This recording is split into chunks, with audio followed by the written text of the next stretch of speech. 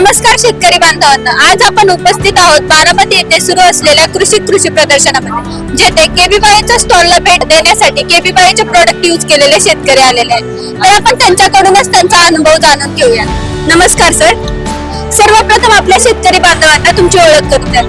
माझं नाव नकुल विकास मोठे, राहणार वडाळा बैरोबा, तालुका निवासा, जिल्हा आयलंड. सर, तुम्ही केबीबाईचे कोणते प्रोडक्ट वापरले होते आणि कोणत्या पिकासाठी वापरले होते?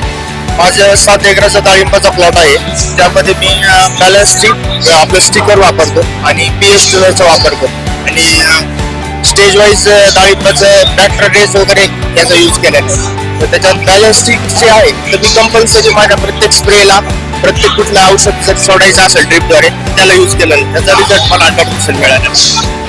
कशा प्रकारे रिझल्ट मिळाला सर? काय फरक जाणवतो तुम्हाला पिकामध्ये? आपली जे फवारणी ज्यावेळेस करत असतो त्यावेळेस पानावर कवरिंग आणि पाण्याचा पीएच बॅलन्स हे दोन्ही पण काम त्यातून मला चांगलं वाटतं. त्यामुळे जे आपण म्हणजे जास्त क्वालिटीची जी औषधं खरी क्वालिटीची औषधं मागतो त्याचा प्रॉपर आपल्याला रिझल्ट मिळाला.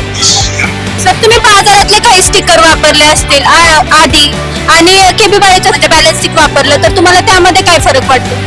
बॅलन्स्टिक आणि बाकीच्या अदर याच्यात वापरताना म्हणजे मला डायरेक्टली असं जाणवलं की नाही का बॅलन्स्टिकचं जो प्रसारण पावण्याचे आहे झाडावर पानावर जो पूर्णपणे नाही का पसरण्याचं काम आहे ना, बॅलन्स्टिक बाकीच्या अदर स्टिकर पेक्षाही जास्त इफेक्टिव्ह वाटतं. या माध्यमातून सर इतर शेतकरी बांधवांना काय संदेश देऊ शकता तुम्ही?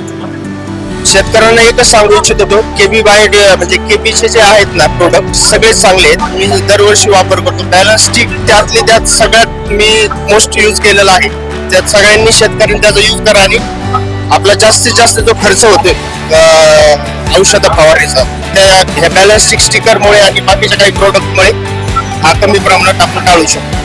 नक्कीच सर, नक्कीच तुमचा जो तुम्ही अनुभव शेअर केला त्याचा इतर शेतकऱ्यांना देखील फायदा होईल.